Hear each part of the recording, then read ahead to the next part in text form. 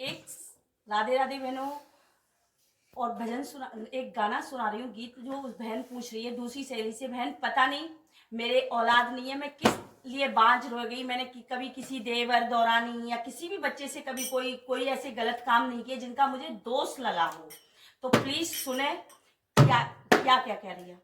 और मैं काए भी दे रह गई